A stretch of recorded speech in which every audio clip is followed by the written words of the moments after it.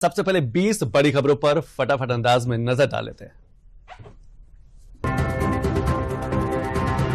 संसद के दोनों सदनों में आज से राष्ट्रपति के अभिभाषण के लिए धन्यवाद प्रस्ताव पर चर्चा हुई शुरू। लोकसभा में चर्चा के पहले ही विपक्ष ने नीट को लेकर किया हंगामा। लोकसभा की कार्रवाई सोमवार सुबह तक के लिए की गई स्थगित।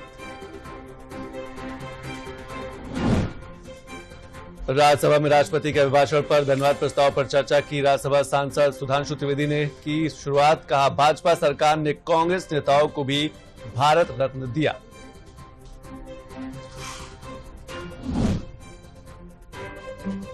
कांग्रेस नेता राहुल गांधी ने कहा कि कल सभी विपक्षी दलों की बैठक में सर्वसम्मति बनी कि आज हमें नीट के विषय पर चर्चा चाहिए। मैं प्रधानमंत्री से अनुरोध करता हूं कि इस पर सम्मानजनक चर्चा होनी चाहिए।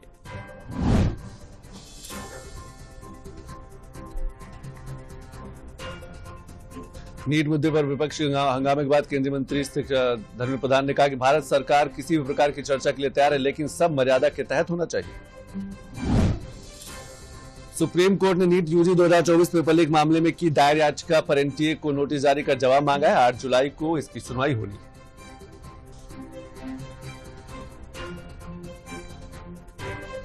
झारखंड उच्च न्यायालय ने भूमि घोटाला मामले में झारखंड के पूर्व मुख्यमंत्री हेमंत सोरेन को जमानत दी है। करीब 5 महीने बाद सोरेन जेल से बाहर आ गए।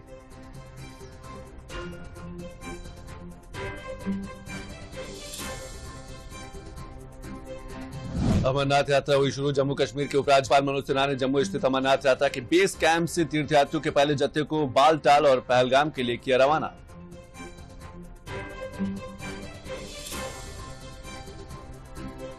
अमरनाथ यात्रा को लेकर जम्मू श्रीनगर राष्ट्रीय राजमार्ग पर सुरक्षा कड़ी कर दी गई। खासतौर पर श्री अमरनाथ यात्रा के पहले बेस कैंप टिकरी के मंथर इलाके में काली माता मंदिर के पास अधिक सुरक्षा बढ़ाई गई।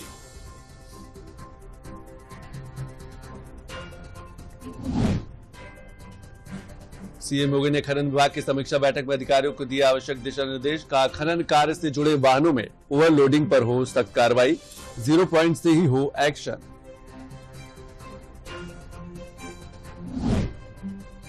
$2000 करोड़ से यूपी में स्थापित होगा बायो प्लास्टिक पार्क। सीएम योगी ने परियोजना को तेजी से पूरा करने के दिए निर्देश। पर्यावरणीय प्रदूषण को कम करने में मददगार होगा bio plastic park. Delhi NCR में भारी बारिश होने के कारण कई इलाकों में जलभराव देखने को मिला। साथ ही कई इलाकों में यातायात भी हुआ प्रभावित।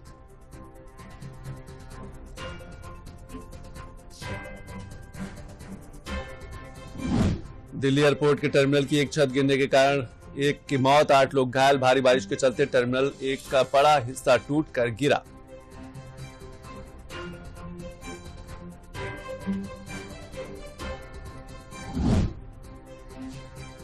दिल्ली एयरपोर्ट टर्मिनल 1 की छत गिरने पर केंद्रीय नागरिक उड्डयन मंत्री राममोहन नायडू ने लिया संज्ञान। सभी प्रभावित यात्रियों की मदद के लिए दिए निर्देश। कहा मृतक के परिजन को 20 लाख रुपए का दिया जाएगा मुआवजा।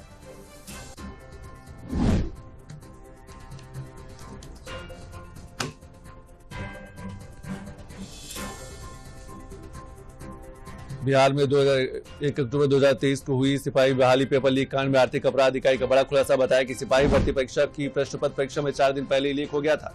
मुरादाबाद सहारनपुर रेलखंड में अगले 7 दिन रेल यात्रियों का सफर मुश्किल भरा हो सकता है। रेलवे ने अगले 7 दिन तक वंदे भारत सहित 22 ट्रेनों को रद्द कर दिया है।